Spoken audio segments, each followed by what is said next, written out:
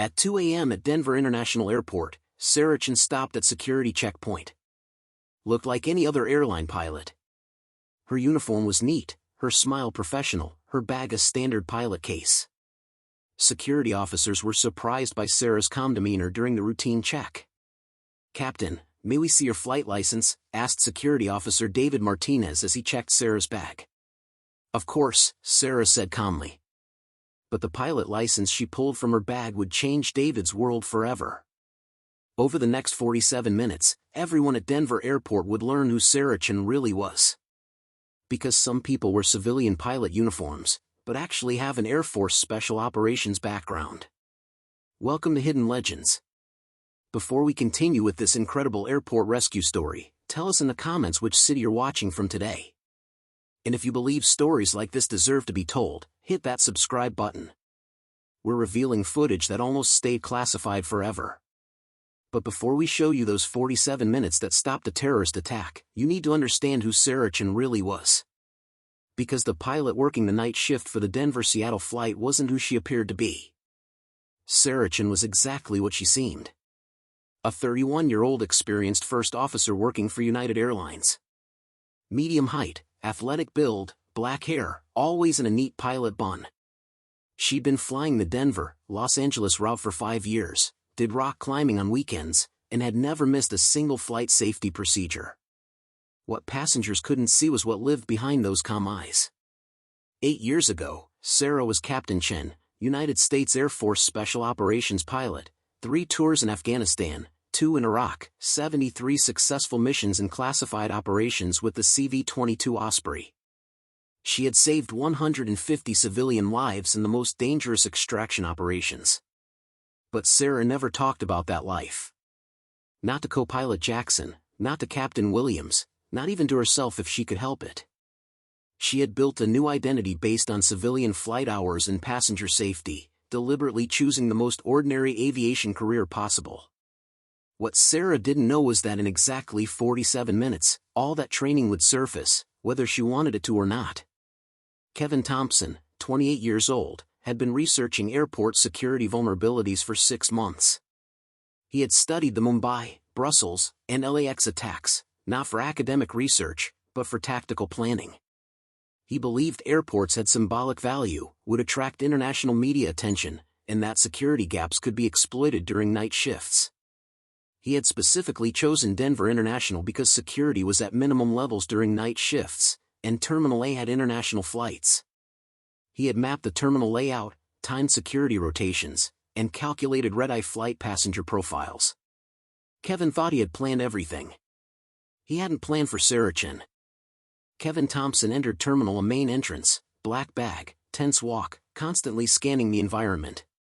When the first explosion sounded, Sarah was doing her pre-flight checklist at gate A15. Boom! The sound was familiar. Sarah had heard hundreds of explosion sounds in war zones with the CV-22 Osprey. This wasn't aircraft engine or baggage handling noise. This was explosive close range inside the terminal.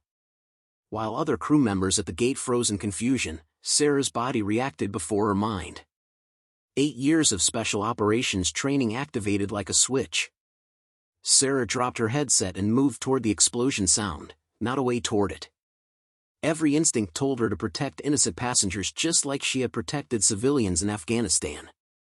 Sarah ran to the security checkpoint.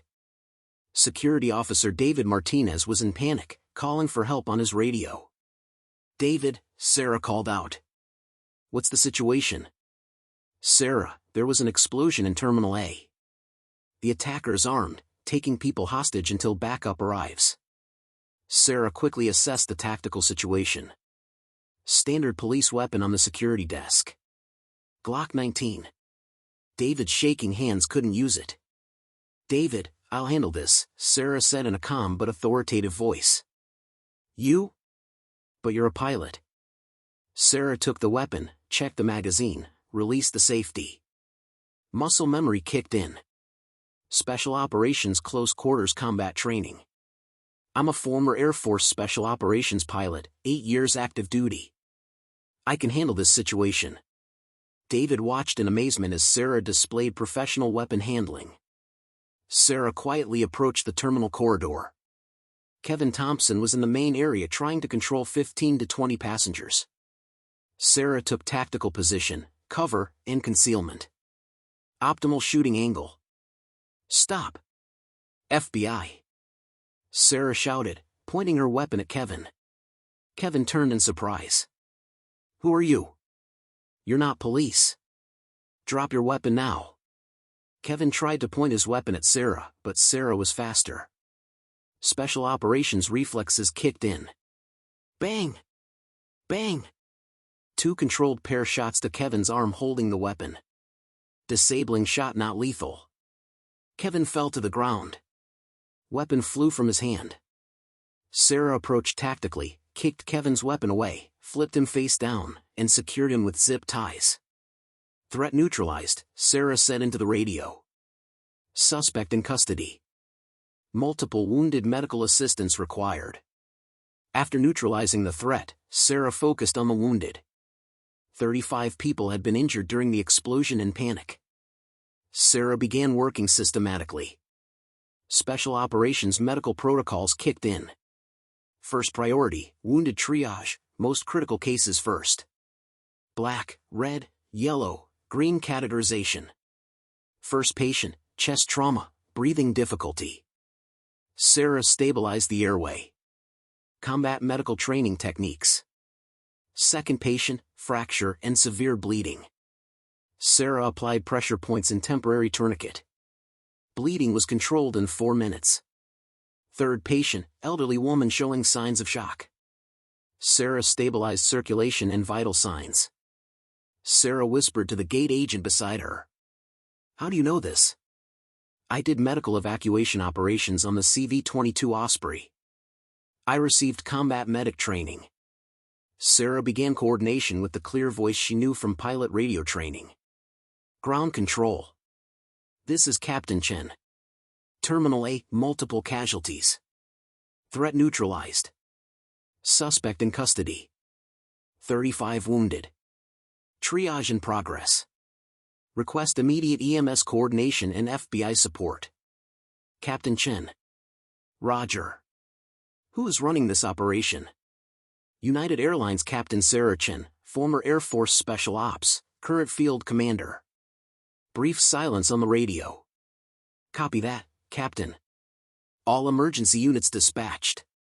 Sarah's systematic approach to 35 wounded showed military precision. Red, critical, 8 people.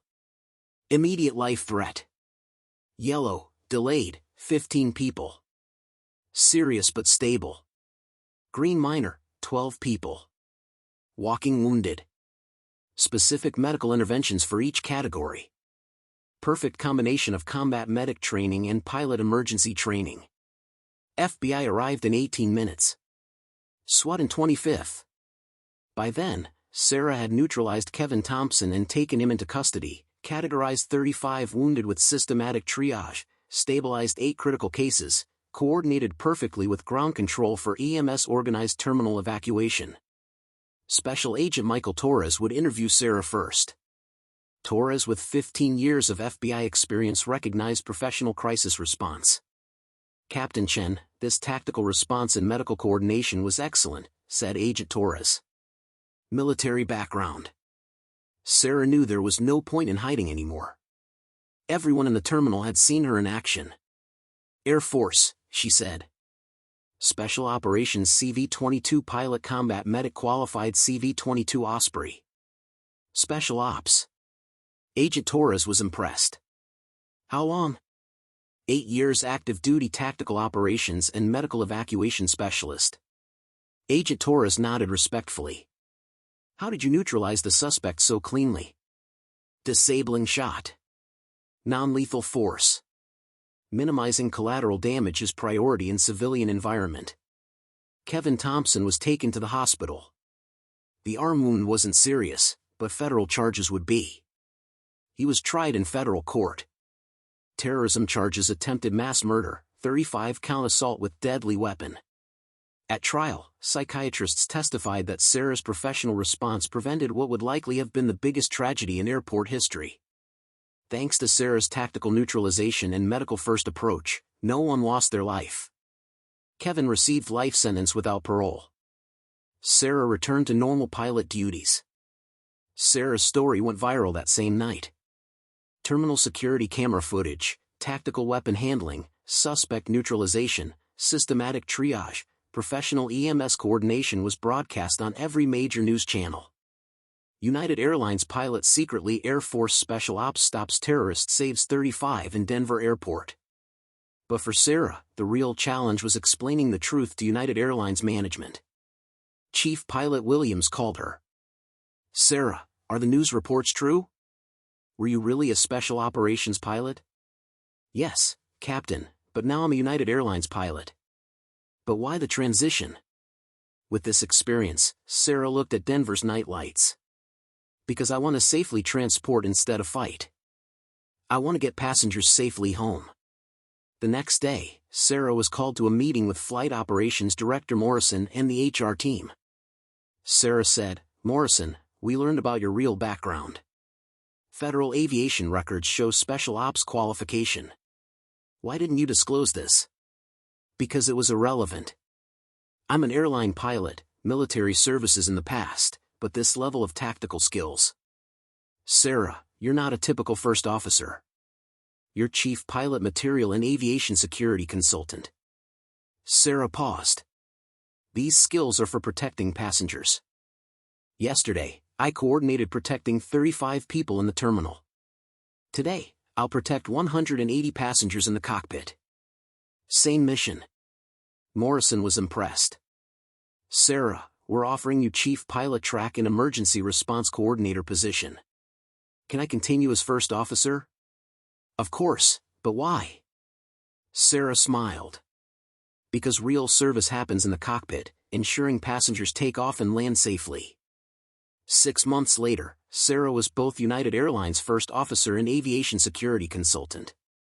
She was training pilot crews in crisis management and tactical response.